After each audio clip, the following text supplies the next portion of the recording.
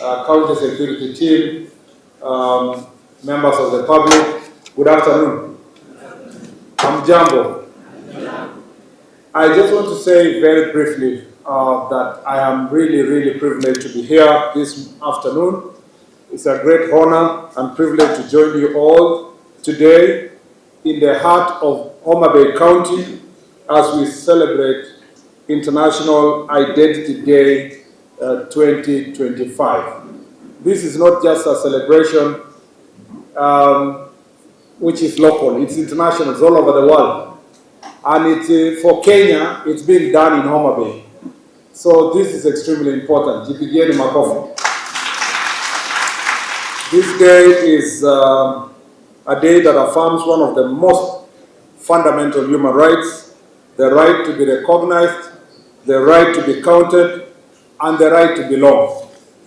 Allow me to begin by appreciating the Principal Secretary, Migration and Citizen Services, Dr. Belio, for his insightful remarks that he has shared to highlight the policy direction of the ministry and the way forward.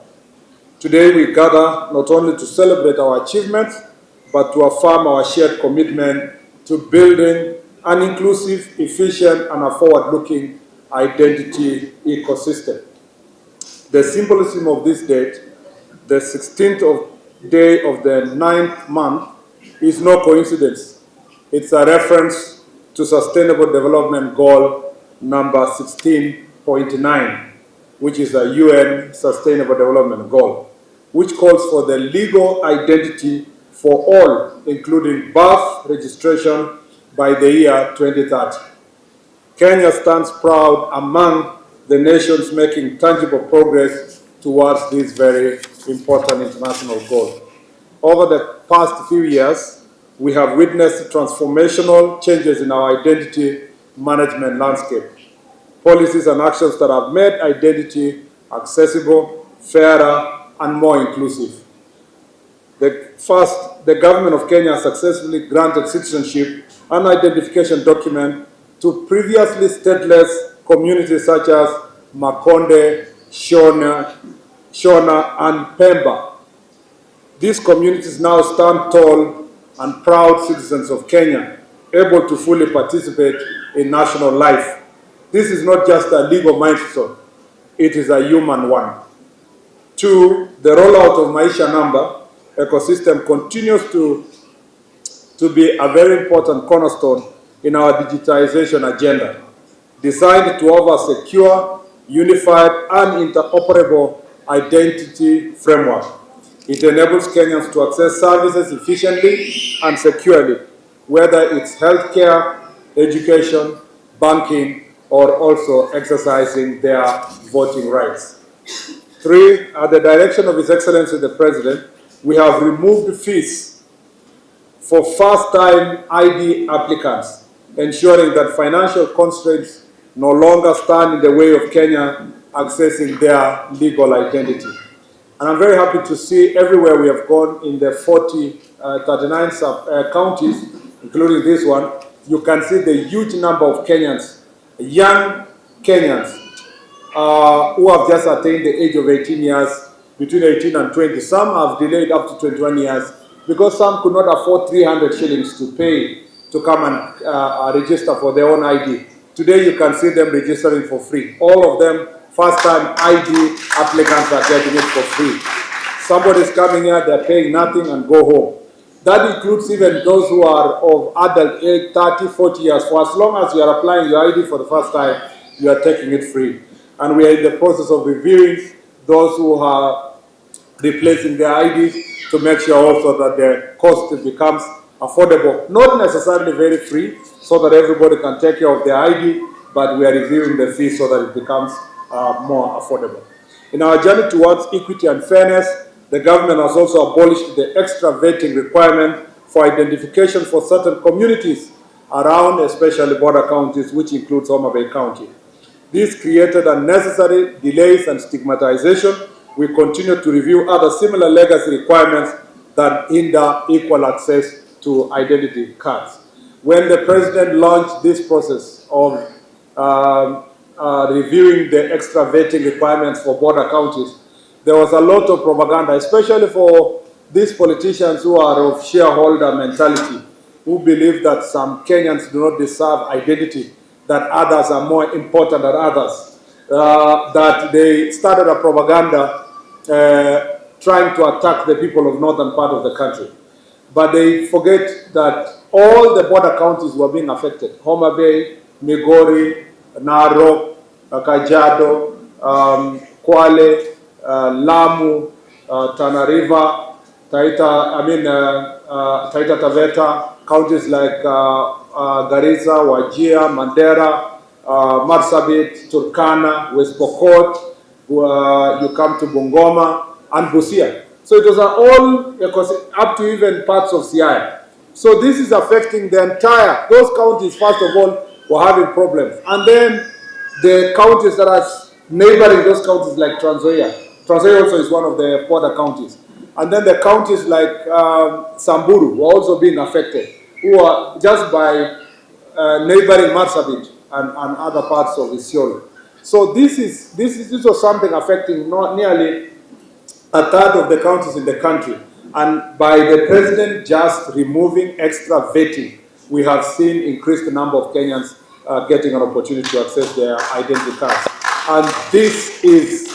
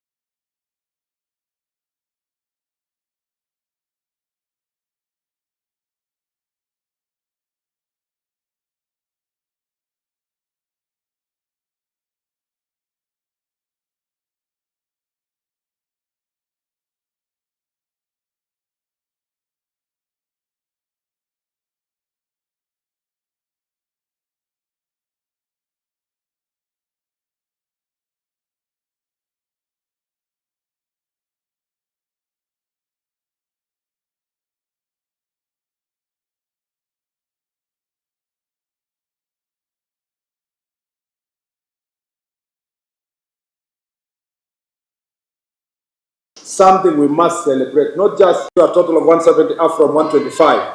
This expansion is ensuring that the Kenyans, regardless of where they live, enjoy equal access to their vital documents. Again, the area that we have had very poor access is birth certificates and death certificates. And there is also a prohibitive cost towards the issuance of birth certificate. We are reviewing with a view of bringing it down or eliminating completely the fees that are required for birth certificates so that Kenyans can get these documents. This registration process, also death certificates, which many Kenyans are unable to get, we want also to review the same. And that's why the offices have increased within the last 2 years from 125 to 175. Our obligation is that before, or our intention is that before the next elections, we should reach at least all constituencies. We must have 290 registration centers. At Jukwaa, I have directed that the constituencies, including Diwa, that don't have a registration officer, we must give them registration officers by December this year, so that the people can get their birth certificates and death certificates at our closer offices. We request also members of parliament here to support us in the budgetary allocation to make sure that these services are decentralized to at least the constituencies and subsequently to other parts of the country. With technology, in future, not so far, in the very near future, Those who will be only applying IDs are those who will be applying IDs will be those who will have become citizens of Kenya by application or and so forth. It will be possible to register children at birth and tell them to wait for their IDs, and they can pick them when they are of age, so that you don't have to wait when you are 18, you are going to registration center. That will be automatic going forward with the advance of technology. Further, we have decentralized passport application services so that Kenyans can access travel documents more conveniently. In the past, you had to travel all the way to Nairobi, including when I applied my passport, for you to get a passport, and then you go through very stringent procedures. But now, in this region, for example, people can now apply their passports in Kisumu or Kisii, and even travel to neighboring Kericho or Eldoret or Bungoma. Those counties, people don't have to travel to Nairobi. And then subsequently, we will work hard so that eventually every county will have passport registration center and you don't have to travel far. These achievements are worth celebrating, but also worth building upon. Fellow Kenyans, as we celebrate today, we must also take a honest look at the challenges of our past, because it is in understanding these challenges that we find the courage and wisdom to overcome them. For years, bureaucratic hurdles and outdated processes denied many Kenyans the right to identity. Communities were left stateless, youth were disenfranchised, and whole regions struggled to access public service. We listened, we learned, and we acted, but our work is not complete. Today, I am pleased to announce new directives aimed at strengthening and deepening our progress towards total inclusion and equity. First, effective today, the civil registration services will no longer charge any authentication fees for birth certificates when applying for national identity cards or passports. This step removes any unnecessary financial barrier and aligns with our vision to simplifying identity access. Two, while birth and death registration within 6 months is free, a fee is currently charged for obtaining birth or death certificates. The ministry is reviewing this policy with a view to making the first issuance of these certificates free of charge, since to ensure every child born in Kenya has access to birth certificate regardless of income and location. And once this review is complete, with the support and direction of His Excellency the President, we shall commence the process of eliminating the same. We are also initiating a policy review to recognize and document small unrecognized communities who still face systemic challenges in securing documentation. Every Kenya counts, and every Kenyan must be counted. We will be introducing user-friendly systems, allowing citizens to initiate and track their applications online. Kenyans should have real-time information on the process and the status of their national identification application. We want to ensure that there is a seamless, citizen-centric approach to identity services. I have also directed and have been assured that we will progressively expand the civil registration operational offices and to make sure that all the 290 constituencies are fully covered by the year 2027, to ensure that every child has access to birth registration services as close to their place of birth as possible. Finally, ladies and gentlemen, as part of our ongoing efforts to strengthen identity management, we are today launching a real-time biometric ID verification system with 3 key modules. One is an online solution which verifies a person's identity even without physical ID. Second, it integrates our current live capture system to verify all 10 fingerprints and issue a secure verification certificate. And 3, the third authenticates the validity of a physical ID against the data stored in the chip. This system will in time be linked to secure digital wallets, enabling safe and convenient access to e-government services, healthcare, and digital payments. Identity is not just about documents, it is about dignity, belonging, and opportunity. It is the key that opens doors to education, to health, employment, security, and citizenship. It is also the document that enables you to make your choices, to vote, and to determine the leaders that you would like to vote for. I want to challenge you people of Homabay. In paper or on the face of it, you have numbers. But where it matters, there is no numbers. Yeah? When now we ask, we have so many people we are feeding, but we have very few people making the decision. Yeah? We have so many people being led, but very few people, they have left very few people to make the decision as to who will lead them. It is time we encourage you to make sure that you have your identity card and play a role in determining the people who are going to lead you as a people. And that is not just Homabay. This right, many of the marginalized communities have been disenfranchised for many years just because they come from northern part of the country, the North Rift part of the country, they come from marginalized areas, they have been denied registration offices, they have been denied registration services as part of deliberate mechanisms of ensuring that they will never contribute to leadership in the country. This year, this time, this generation, we must bring everybody to the fold, and every Kenyan must matter in terms of determining the people who will lead them. I have seen the deliberate insult, characterization, and profiling of some parts of Kenya. Every time we say we are going there to offer registration of persons, we are going to give them mobile registration, we will make it easy for them to be registered. I have seen very terrible profiling by tribalists on Kenyans who consider themselves more important than others, that those people are either foreigners or that we are registering terrorists, or we are bringing in foreigners to the country. It is time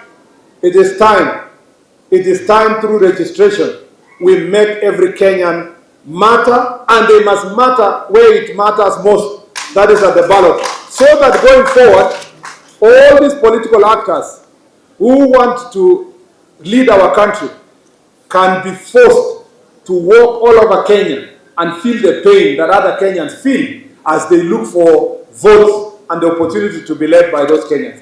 Until we bring all these Kenyans to the fold, we will continue with this negative profiling, negative message of major shareholders and lesser shareholders in our country. We must say enough is enough. Kenya belongs to all citizens, and every citizen must have a space in its leadership.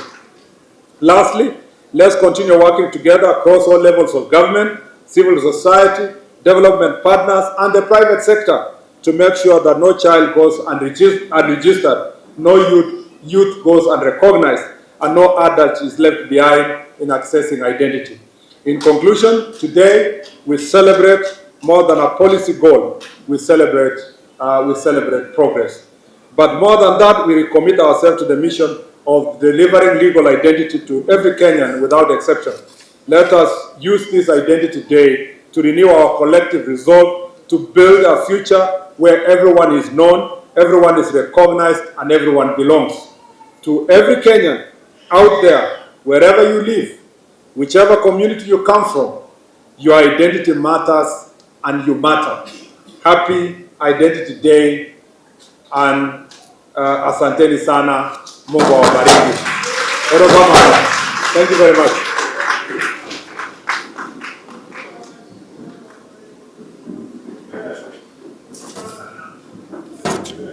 Thank you, sir.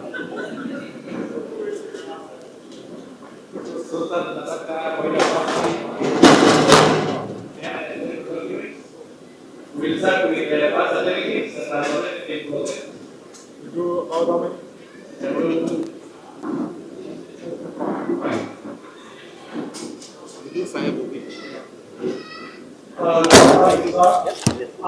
have said, let